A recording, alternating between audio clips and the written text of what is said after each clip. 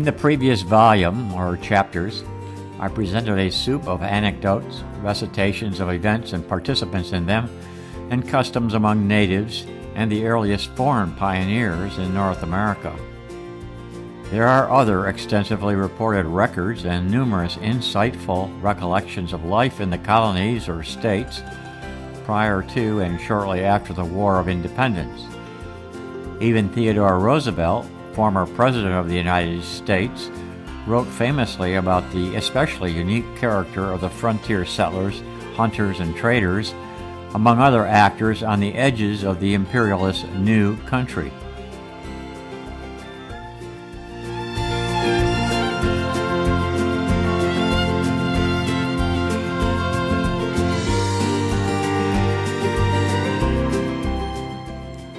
The Corps of Discovery, or better known Lewis and Clark expedition across the newly acquired Louisiana Purchase, essentially set in motion a new saga for North America. The West, after 1804, came into sharper focus, and its pioneers never looked back. At least not as a class.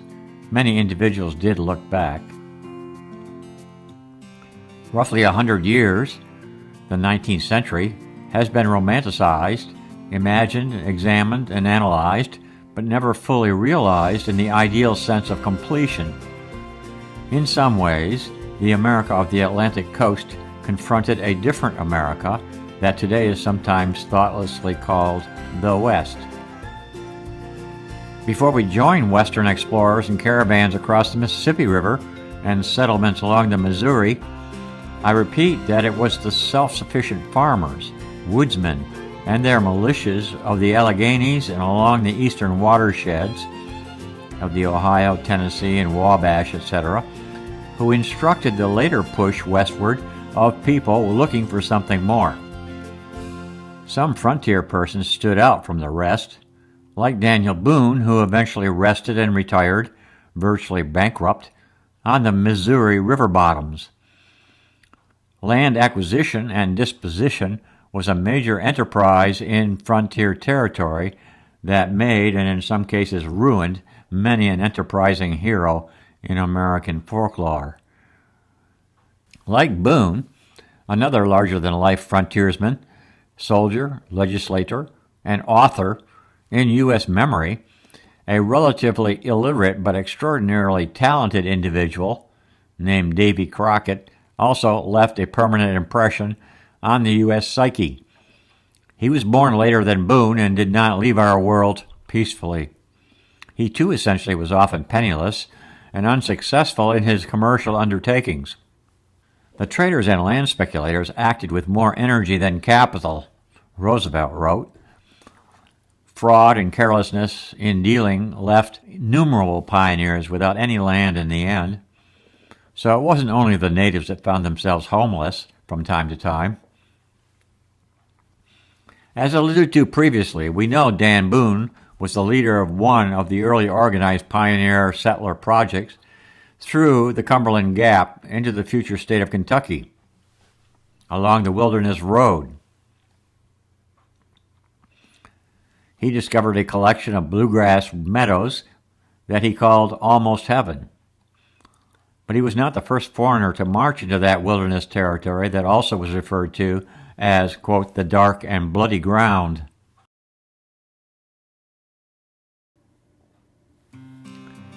Harrodsburg, Kentucky was founded in 1774. In July 1777, 15 bands of Indians were sent by the British from Detroit to raid the frontier settlements. The orders came from purported, quote, hair buyer Governor Henry Hamilton. Whether Hamilton actually offered compensation for scalps is unknown. The frontier opinion of Hamilton was mixed. Boone seemed to respect the man, while Jefferson, governor of Virginia at the time, clapped him in irons.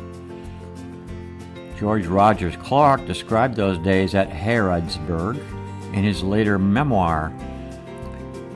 Quote, no people could be in a more alarming situation. Detached at least 200 miles from the nearest settlements of the states, surrounded by numerous nations of Indians, each one far superior to ourselves in numbers and under the influence of the British government and pointedly directed to destroy us.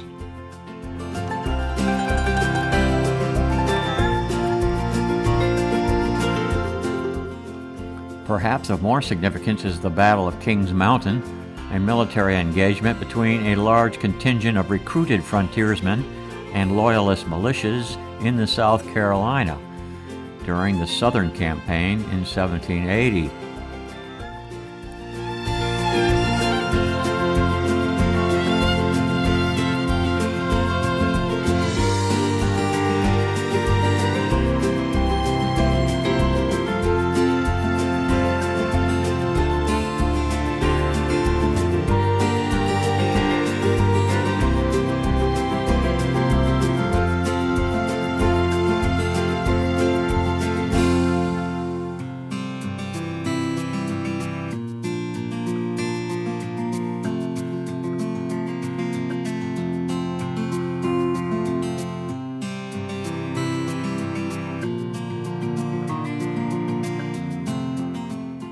The Battle of Boonesboro on the Kentucky River was modestly strategic to the frontier settler contributions to the American Revolution, but the cost of victory came later at Blue Licks, with the death of Boone's son Israel, among more than 60 other militia, who were ambushed by perhaps 300 Indians and British regulars.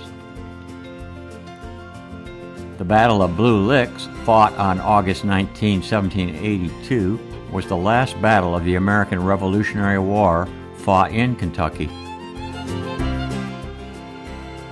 According to a 1790 U.S. government report, 1,500 Kentucky settlers had been killed in Indian raids since the end of the Revolutionary War.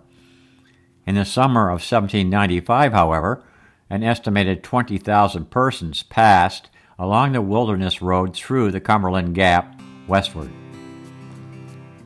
A stampede to the Mississippi River was underway. Further north, the Ohio country was fairly quickly swarmed by squatters. The flattered and bewildered Indians made peace or moved further west and north. Civilization and savage parlayed and came to some agreements, but Indians viewed treaties differently than the U.S. agents. History recorded fewer, quote, roasted prisoners, but George Washington ordered a wholesale cleansing of the hostiles west to the Mississippi. General George Rogers Clark and Mad Anthony Wayne fit the bill.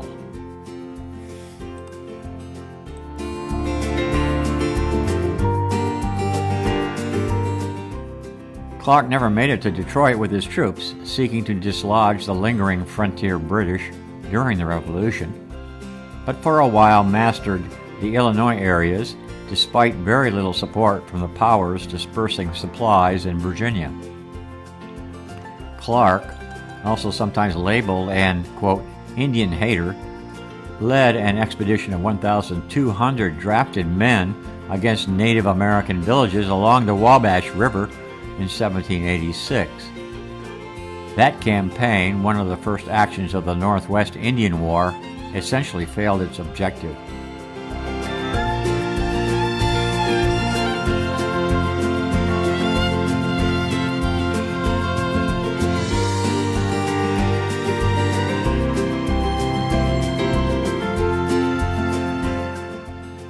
Wayne later sent his prepared army out, quote, to meet the savage foe. On August 20, 1794, Mad Anthony assaulted an Indian confederacy at the Battle of Fallen Timbers near modern Maumee, Ohio. His success resulted in the historically significant Treaty of Greenville, essentially opening the Northwest Territory to unrestricted access for Eastern pioneers.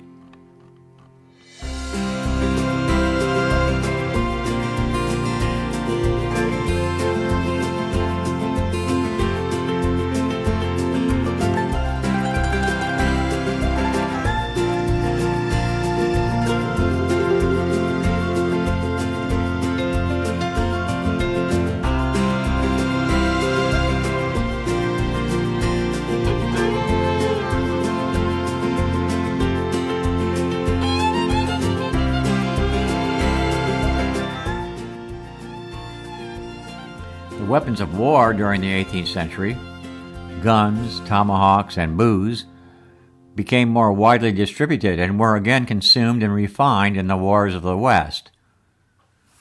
Back on the eastern frontier, especially in Kentucky and Tennessee, religious Presbyterians began to hold revivals at the turn of the century, creating a wave of righteousness campaigns called revivals to assuage the shame of sin on the borders. The mix of Scots, Irish, and Germans created a rather rough and tumble social mix that was always a bit suspicious of the Eastern military and political advisors.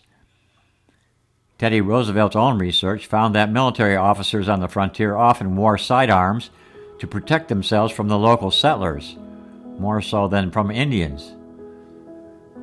Preacher Barton Stone and preacher James McGready joined the circuit rider lawyers determined to instill some law and order across the outlying settlements.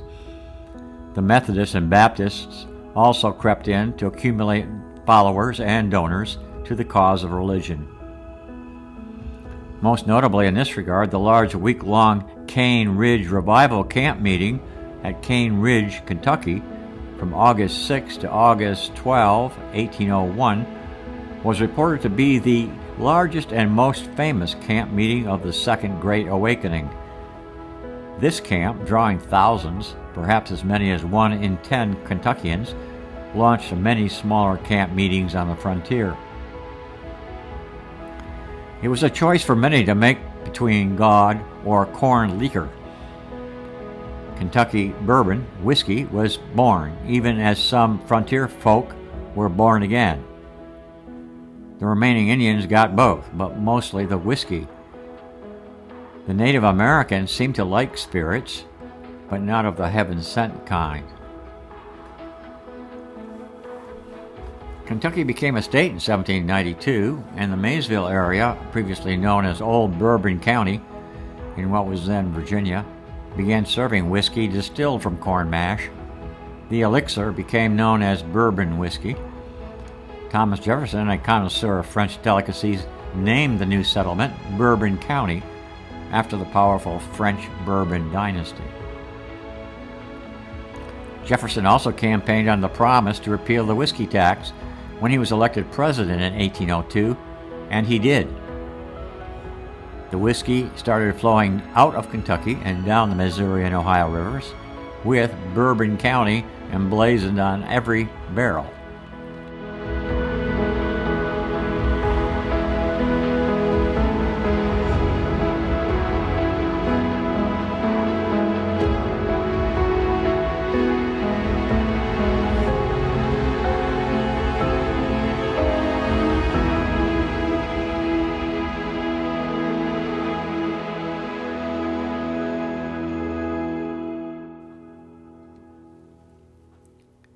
Interviewing David Crockett's ghost isn't really necessary to get a sense of the life of a man or of a woman of the frontier.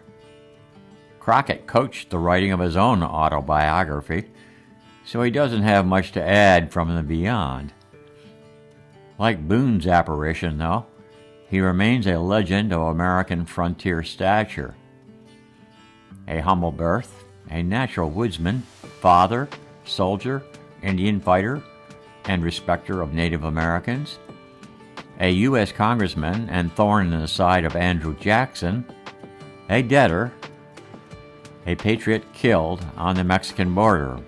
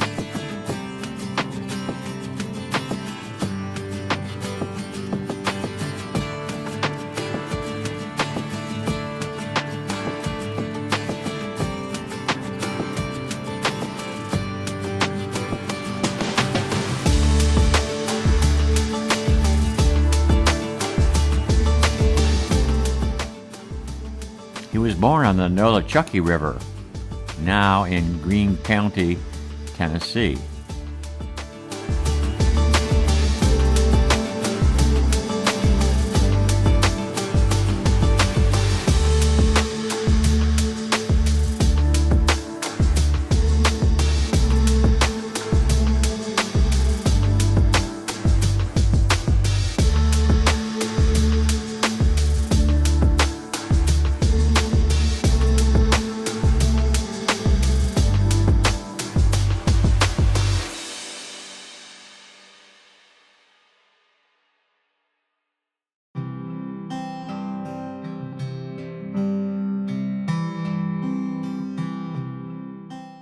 In 1806, after being jilted by his first fiancée, Crockett married Mary Finley.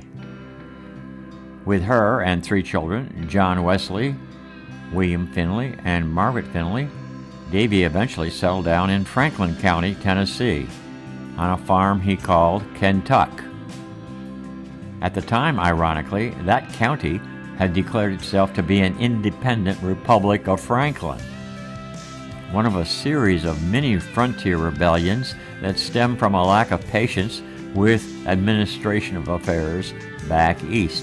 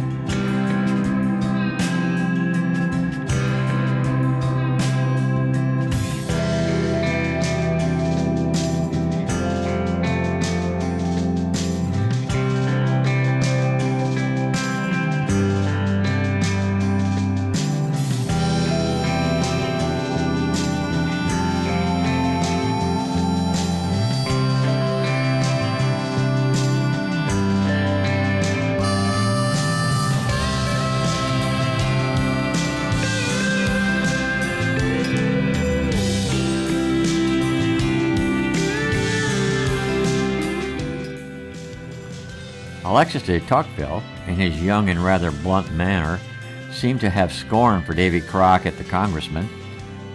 He wrote, "Davy was a man with no education who can barely read, who owns no property, and who has no permanent address but lives in the woods and spends his life hunting and selling game in order to live." Indeed, Davy Crockett was the consummate frontiersman of the time, like Boone earlier. He probably would have nodded affirmatively to every descriptive proffered by the then brash young visitor from France. And Tocqueville probably would have nodded vigorously to Crockett's refusal to support the 1830 Indian Removal Act, sponsored and signed by President Andrew Jackson. Tennessee congressman at the time, Davy Crockett opposed the act, declaring that his decision to vote nay would, quote, "not make me ashamed in the day of judgment." His constituency then voted Crockett out of office.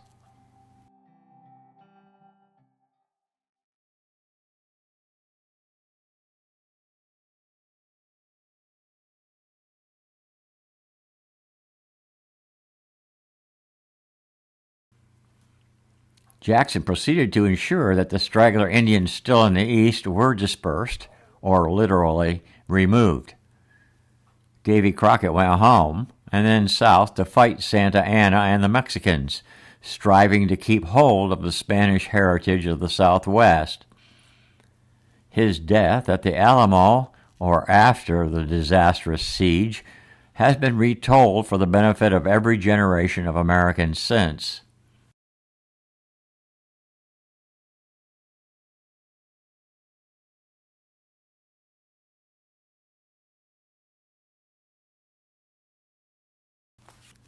When de Tocqueville and his companion Gustave de Beaumont toured the settled eastern United States in 1831, the Indian was no longer a serious contender for space or recognition in the East and South. Davy was one of Tocqueville's model caricatures of the confrontational style of American democracy. Quote, I ardently wish that America's great experiment in self-government will not fail. If it were to fail, that would be the end of political liberty on this earth. Tocqueville wrote in a letter in 1857, just before the Civil War.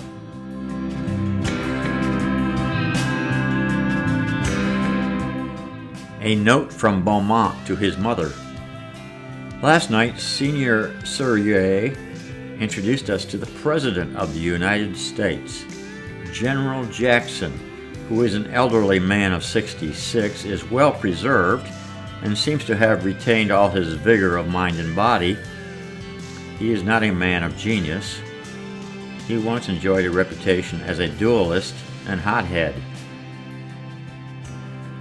January 20, 1832.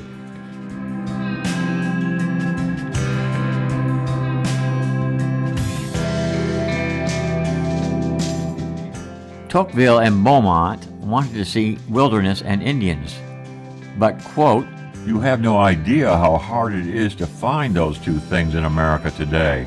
Tocqueville wrote to Eugenie de Grancy. We traveled more than 100 leagues in the state of New York on the trail of savage tribes and never found one. Repeatedly, we were told that there were Indians here 10 years ago, 8 years ago, 6 years ago, 2 years ago, but European civilization is spreading like a forest fire and driving them farther inland. When the two travelers did encounter some Indians, they found them to be, quote, a far cry from the fierce warriors they had read about. In their perfectly natural existence, there was something noble and grand. Now they are debased and degraded. They can no longer do without clothing. They need liquor, and it makes them drunk. Beyond that, they take nothing from civilization but its vices, and wear nothing but Europe's rags. Beaumont wrote to his sister.